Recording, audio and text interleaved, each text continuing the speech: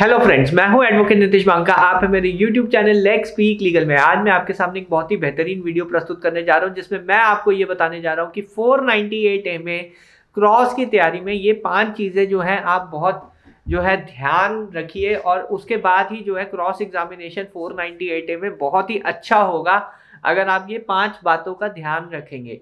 तो पूरी वीडियो जो है आप देखिए और उसके बाद जो है मैं आपको ये 5 जो चीज़ें हैं ये बताऊंगा और एक जो है मैंने एक इस पे आर्टिकल भी लिखा है वो बताऊंगा। तो शुरू करते हैं आज की वीडियो पे।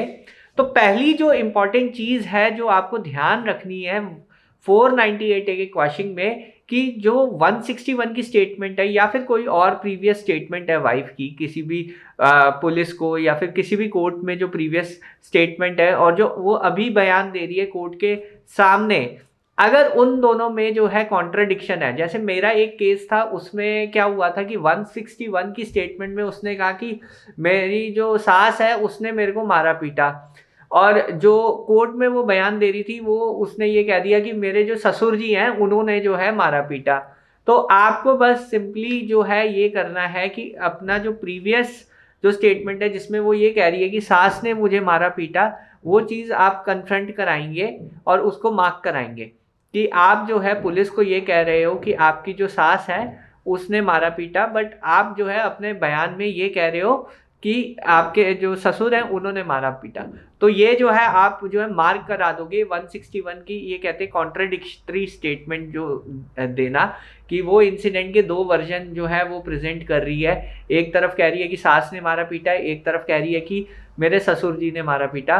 तो वहाँ पे जो है कॉन्ट्रडिक्शन आ जाएगा वो, बट आपको पॉइंट आउट कराना पड़ेगा कि आपने क्या पुलिस को ये बताया था कि इस दिन जो है आपकी सास ने जो है मारा पीटा है, क्या आपने ये पुलिस को बताया था। बस वो मार्क करा देंगे उधर। वहाँ पे अगर मार्क हो गई, अगर उसने बोला हाँ मैंने ये बोला था, तो वहाँ पे जो है कॉन्ट्रडिक्शन प्रूव हो जाएगी। अब ये जो है चीज़ आप फाइनल आर्ग्यूमेंट में मेंशन करेंगे, वहाँ पे कुछ नहीं मेंशन करेंगे जब आपका क्रॉस एग्जामिनेशन हो रहा होगा। तो वहाँ पे नहीं मेंशन करेंगे, जब आपकी फाइनल आर्ग्यूमेंट आएगी तब ये कॉन्ट्रडिक्शन जज साहब के सामने दिखाएंगे कि पॉइंट ए से पॉइंट बी की जो ये स्टेटमेंट है जो इन्होंने पुलिस को दी थी उसमें ये कह रही है कि सास ने मारा पीटा है, जबकि एग्जामिनेशन एंड चीफ में ये कह रही है कोर्ट के समक्ष कि ससुर ने मारा पीटा है। तो ये तो है इनहेरेंट कॉन्ट्रडिक्शन है एक ही इंसिडेंट की। तो ये जो विटनेस है वो रिलायबल नहीं है। सेकेंड चीज जो इंपॉर्टेंट चीज ये होती है डिफेंस की, आपका डिफेंस क्या है। आपका अगर ये डिफेंस है कि आप अपने डिफेंस में ये कह रहे हो कि हनीमून का सारा खर्चा जो है आपने किया था और आपने जो है उसका बहुत जो है ख्याल भी रखा और वहाँ पे पूरी ट्रिप आपने स्पॉन्सर की, तो ये सब चीज़ें आपकी डिफेंस है। तो अगर आपका बिहेवियर उसकी तरफ ऐसा है तो आप डाउरी जो है मांग नहीं सकते हो। तो आप सिंपली ये क्वेश्चन पुट अप कर सकते हो कि हनीमून का खर्चा जो है आपके हस्बैंड ने किया था, आप या आपके पति ने किया था हनीमून का सारा खर्चा, ये बात तो सही है।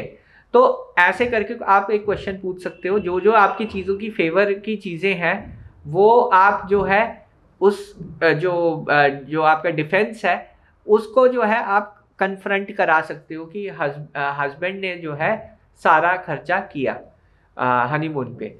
फिर सेकंड जो है जो फैक्ट्स आपके फेवर में आते हैं, जैसे कि आप उसका बहुत ध्यान रखते थे अगर वो बीमार थी, क्या पता वो हॉस्पिटल में गई हो और हॉस्पिटल का सारा खर्चा आपने किया हो, हॉस्पिटल लेके भी आप गए और सब कुछ आपने किया। सपोज ये इंसिडेंट है बट उसने जो है बयान में मेंशन नहीं किया, यानी जो चीज़ें आपकी फेवर में हैं और उसने बयान में नहीं मेंशन किया। ये चौथी चीज़ है जो मैं आपको बता रहा हूँ, चौथा जो चीज़ है जिसका आपको ध्यान रखना है जब आप क्रॉस एग्जामिन वाइफ का कर रहे हैं कि आपकी फेवर की चीज़ें हैं बट बयान में जो है उसने मेंशन नहीं की। तो ये जो है आप कन्फ्रंट कर सकते हो जो भी सिचुएशन है, जो भी चीज़ है जिसमें आपका रोल है, जिससे ये साबित होता है कि आप जो है बहुत केयरिंग थे, और ये निगेट होता है कि ऐसे सिनेरियो में आप डाउरी जो है मांग ही नहीं सकते थे।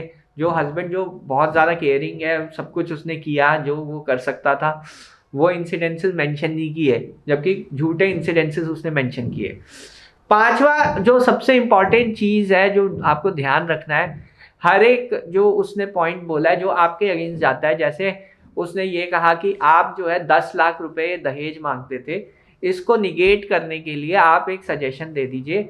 It is wrong to suggest that कि आपने जो है 10 लाख रुपए दहेज के लिए मांगे। तो ये जो सजेशन है ये बहुत इंपॉर्टेंट हो जाते हैं पार्ट किसी भी क्रॉस एग्जामिनेशन का। तो सजेशन जो ज़रूर दीजिए उन पॉइंट्स का जो आपके अगेंस्ट जा रहे हैं।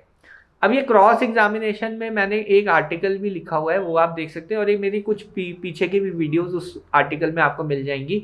तो आपको जो है पूरी स्ट्रैटेजी समझ आ जाएगी क्रॉस एग्जामिनेशन की तैयारी कैसे करते हैं 498A के केस में। बहरहाल वीडियो देखने के लिए बहुत बहुत धन्यवाद। अगर आपको ये वीडियो पसंद आई है तो प्लीज़ चैनल को सब्सक्राइब कीजिए, वीडियो को लाइक कीजिए, कमेंट कीजिए अगर आपका कोई डाउट है तो।